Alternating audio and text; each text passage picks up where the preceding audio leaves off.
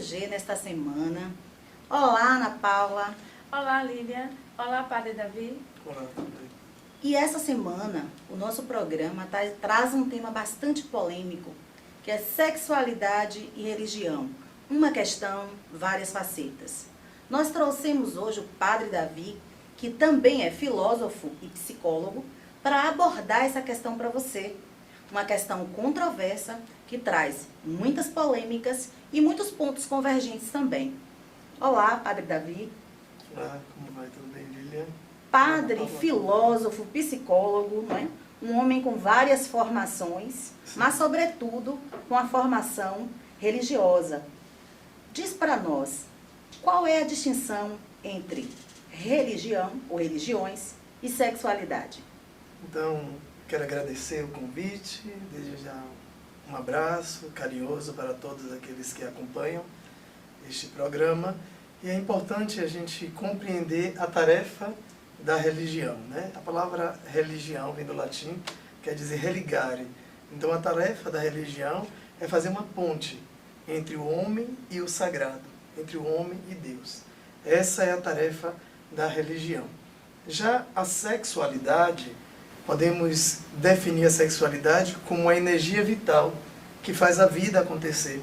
Como diz o próprio Freud, aquele grande homem que pensou a sexualidade, né? A sexualidade é a energia, é a libido que faz a vida acontecer, de onde a existência brota na humanidade. Padre Davi, é possível que a gente consiga conquistar equilíbrio entre sexualidade e religiosidade? Então, na verdade, não existe uma dicotomia entre religião e sexualidade. A sexualidade, ela é inerente ao ser humano. E toda família, ela brota, ela nasce de uma boa relação matrimonial, que tem como base uma boa relação sexual. Mas a gente tem que compreender que sexualidade é diferente de sexo. A sexualidade faz parte do caráter de todo ser humano. O sexo é a genitalidade. Então nós devemos olhar para a sexualidade, como se vive de maneira saudável a sexualidade, o seu todo enquanto sujeito. Padre Davi, é possível ter uma vida sexual livre e ser um bom religioso? A primeira coisa que nós devemos compreender é o conceito de liberdade. O conceito de liberdade, ele sempre tem que estar atrelado à responsabilidade. Porque a sexualidade, né, não é a genitalidade. Então você tem sempre ter consciência para quem ou para que você é responsável.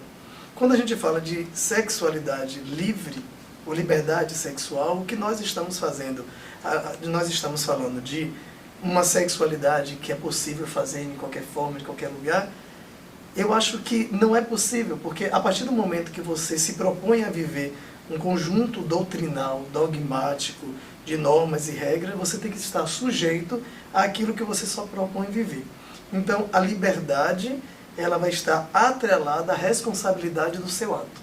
Então, se você faz um ato ou tem um ato sexual, você tem que ter em mente da tarefa e da missão que você se propõe a viver no mundo. Padre Davi, uma pesquisa realizada na ONU em 2006, né, mostrou que metade das mulheres que estavam presas era sobre a acusação de fazer sexo pré-conjugal ou extraconjugal. Né? Como é, então, que a Igreja Católica, você pode se ater a ela se quiser, ou ser mais amplo, vê o sexo antes do casamento e, ao mesmo tempo, vê as relações extraconjugais?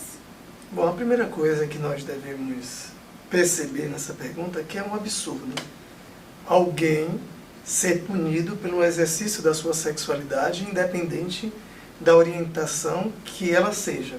Então, não se fundamenta. A Igreja propõe para os seus filhos que aqueles que queiram viver a reta doutrina, que o casamento, o sexo ele só pode ser praticado após o casamento. Na Igreja Católica não existe divórcio, existe reconhecimento de nulidade de casamento. Ou seja, existem certos casamentos que eles não existiram, apesar de serem celebrados. Então a Igreja, depois de uma acurada pesquisa, investigação, reconhece que ali não houve o matrimônio. não houve matrimônio. E assim torna nulo aquele casamento. Porém, a igreja é muito flexível. Hoje a igreja fala de matrimônios feridos, porque a igreja sabe que muitas pessoas, muitas famílias não são capazes de viver uma relação matrimonial saudável. E por isso, algumas pessoas que contraíram o matrimônio não têm condições suficientes para mantê-lo até o resto de sua vida. Então a igreja ela é muito cuidadosa àqueles que são feridos por relações matrimoniais, podemos dizer assim, violentas, agressivas, que não têm um sentido em si. Contudo, Padre Davi, muitos teóricos, filósofos e sociólogos percebem muito essa intervenção, vamos dizer assim, das diversas religiões, né, na questão da sexualidade humana como uma opressão. Filósofos como Friedrich Wilhelm Nietzsche, por exemplo, né, na modernidade, nos traz uma busca da genealogia dos valores e termina chegando também na perspectiva religiosa, embora seja mal compreendida por muitos hoje, né? Quando Nietzsche falava, por exemplo, que Deus morreu, muito mal compreendido, porque na verdade ele fala de uma espécie de morte dos valores, né? Enfim, de uma insurreição ética, vamos por assim dizer. Isso não seria, na verdade, uma opressão disfarçada de cuidado? Na verdade, a origem da ética e da moral está atrelada profundamente com a origem da religião. Então, todo o contexto religioso histórico, secular, milenar, que nós recebemos, tem sua origem na religião. Seja ela a religião pagã e depois o cristianismo. A grande crítica que Nietzsche faz à religião é uma crítica a uma religião atrelada à instituição. Uma religião que é autofágica, que só pensa em si mesmo. O que nós podemos dizer em relação ao niilismo de Nietzsche, né, a essa busca do prazer, de se libertar das amarras da ética, da moral, desses valores, é que a religião também mudou. Nós temos o Papa Francisco, que alguns anos atrás, escreveu uma carta chamada Amoris Laetitia, que vai falar exatamente sobre a importância da sexualidade na vida do casal. E o casal, eles têm que estar livres para dialogar e compreender o seu lugar comum do amor. O lugar comum do amor. Todavia, a gente não pode negar que ainda hoje a religião ocupa esse lugar de, por vezes, ser opressora, repressora e, às vezes, manipuladora. Quando eu falo religião, eu falo todas as religiões. Né? Bem interessante, né? O padre fazer esse reconhecimento. É difícil, né? Essa compreensão e extremamente importante. Sim. Padre, o celibato não deveria ser antes uma escolha espiritual ao invés de uma imposição, uma determinação? Então, essa pergunta é muito interessante porque todo homem que se propõe ao ministério sacerdotal, ele tem que ter consciência que desde o primeiro momento que ele entra no processo, ele é livre para decidir. Então, em nenhum momento nós somos obrigados a fazer o voto de castidade, mas ele é necessário para o nosso ministério. Então, o voto de castidade, ele tem que ser consciente, livre. Consciente, livre. Então, não há uma obrigatoriedade no voto de castidade. Mas a grande questão é, para que o voto de castidade? Para melhor estar a serviço do reino de Deus. Né? Então o padre, ele não contrai matrimônio porque ele quer estar atrelado não a uma família, que é o vínculo mais sagrado que existe neste mundo, mas uma família mais alargada, que é o povo de Deus, que carece de sentido. O voto de castidade ou celibato, ele é um ato de liberdade. A partir do momento que o jovem se propõe a fazer a caminhada em preparação ao ministério sacerdotal, ele já sabe que ele vai fazer livremente um voto de castidade, não para si, mas para o bem do reino de Deus. Ele não está abrindo mão de uma relação com a mulher, com uma família, mas ele está assumindo um outro tipo de responsabilidade, que é a tarefa de cuidar do rebanho do povo de Deus. E por isso, ele deve estar livre e disponível para tal função. Padre, e quando, né, acontece de infringir essa regra, né, da igreja, o que acontece? Qual é a consequência prática para esse padre que vir, né, a se relacionar com alguma mulher? O que acontece? Então, a igreja é o corpo místico de Cristo formado por homens. Homens passíveis a quedas, a dificuldades, ao pecado. Então, a igreja, ela sabe ouvir e acolher os seus filhos. Existem situações que, de fato, a pessoa tem que deixar o ministério, como o aborto, como o estupro, como algo que possa ser violento e ilegal.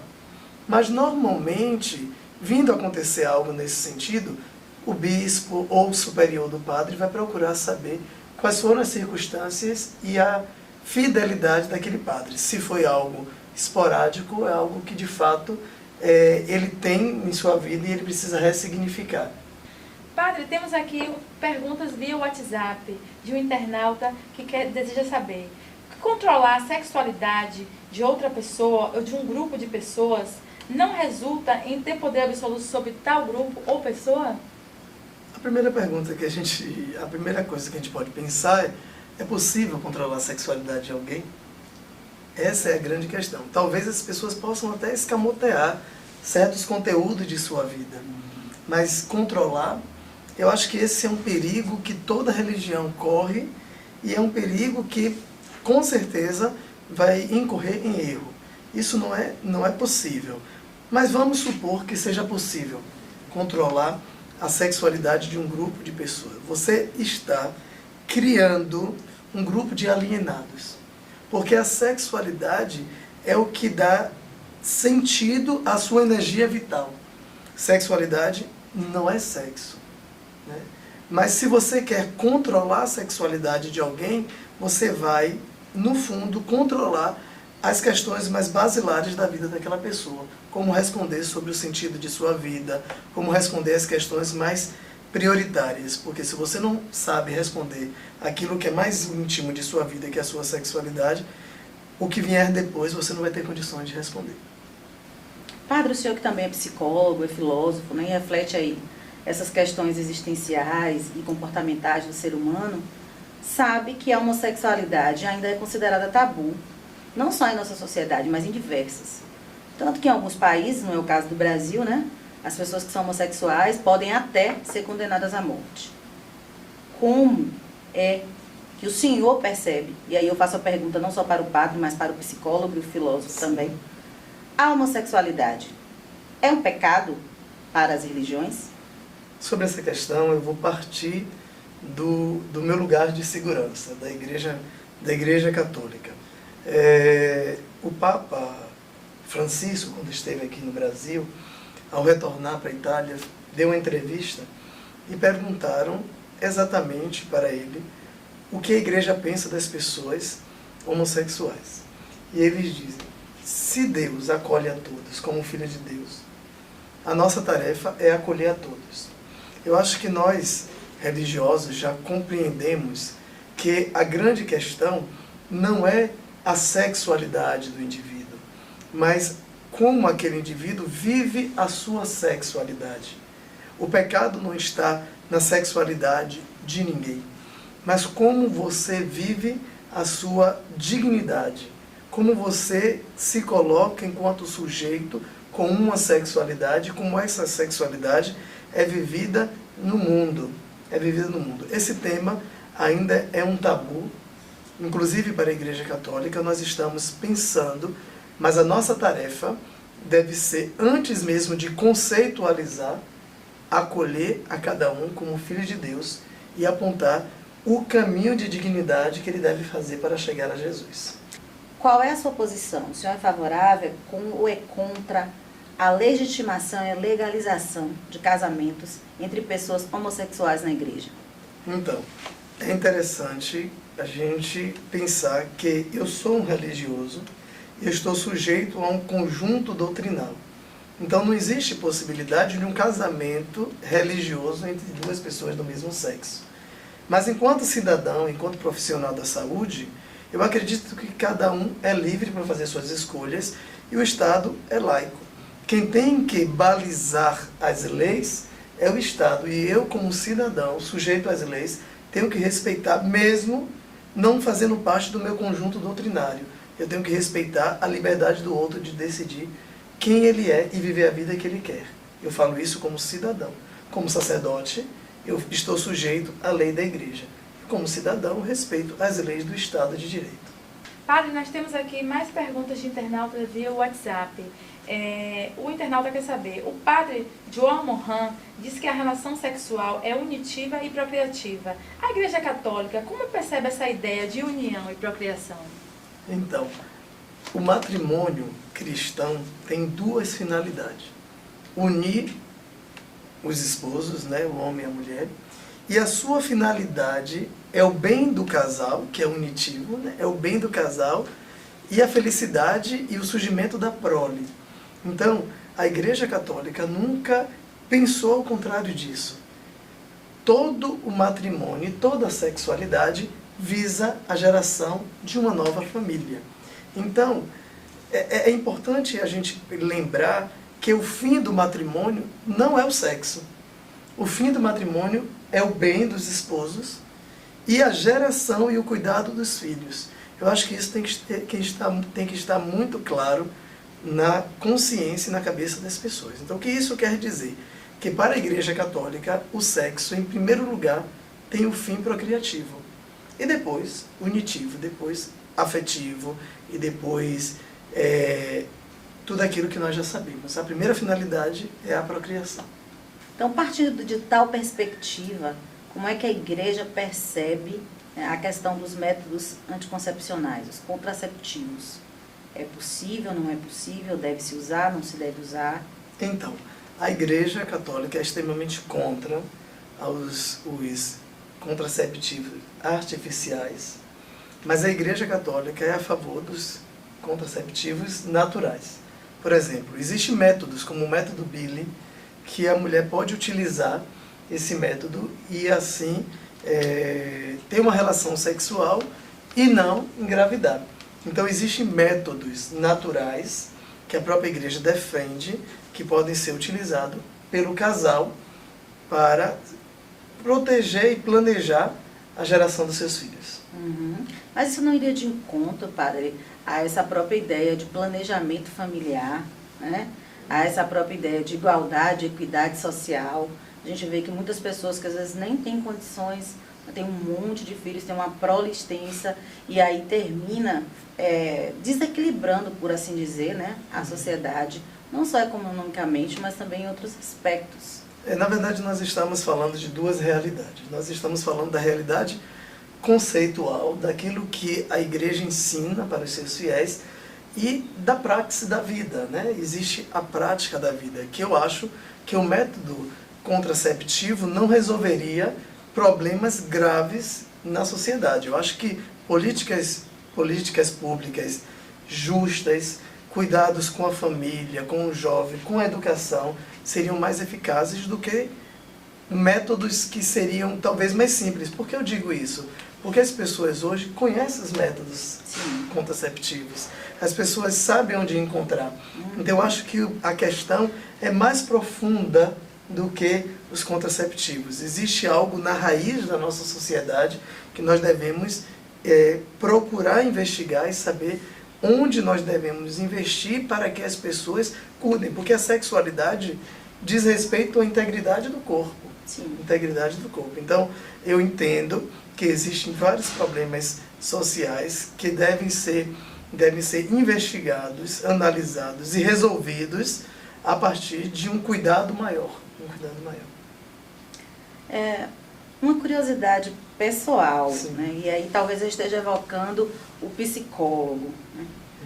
Como é que as religiões percebem a questão da diversidade, né, em relação ao tipo de sexo? Sexo oral, sexo anal, ou só pode ser mesmo aquele sexo contrito, né? Aquele que a gente costuma chamar de papai e mamãe, enfim. Então, o sexo para a religião católica diz respeito à intimidade do casal. É lógico que na intimidade do casal, que foi restabelecido por meio do sacramento do matrimônio, deve existir respeito, cuidado, fidelidade e liberdade respeitosa do casal. Então, a igreja não vai agora, né, dizer, é lógico que na genitalidade deve ser respeitada pelo casal, porque foi assim que Deus nos fez e é assim que a igreja defende. É isso que eu estou tentando dizer o tempo inteiro. A igreja, ela tem um discurso que é alargado a toda a sociedade, mas a obrigatoriedade é daqueles que se encontram sob a sombra da instituição. E você aí de casa que está nos assistindo, curta, compartilhe, comente e se inscreva em nosso canal. Então agradecemos aqui na brilhante explanação, essa entrevista que trouxe realmente muito conhecimento para nós acerca da relação entre sexualidade e religiosidade, né, explanada pelo padre Davi Oliveira. E pedimos que ele faça as considerações finais, padre. O que o senhor achou também do nosso programa?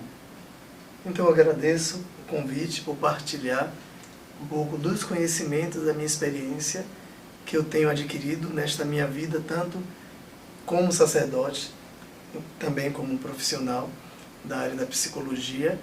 E eu gostaria de dizer que a sexualidade é um tesouro que cada um guarda em si. Quanto mais nós conhecemos os nossos limites, quando nós conhecemos as nossas capacidades e também as nossas libidos, as nossas limitações, nós podemos controlar a nós mesmos e atuar melhor no mundo. Eu acredito que o tema da sexualidade, como eu dizia, a sexualidade é um tesouro, mas é um tema muito espinhoso que não deveria ter, porque todo mundo tem sexualidade, todo mundo tem uma vida sexual. Algumas pessoas escolheram viver uma vida diferente, como eu, mas a minha vida sexual é uma vida voltada para um sentido, e todo mundo tem que encontrar o sentido da sua vida sexual, porque assim nós nos integramos melhor e servimos melhor ao mundo. Então, devemos sempre falar daqueles temas que corremos, que evitamos, porque nós nos libertamos e desvelamos os tabus que nos cercam. No nosso próximo encontro, vamos tratar sobre pompoarismo, um tema que vai interessar a homens e mulheres. Lídia, até a próxima semana. Foi um prazer estar com você.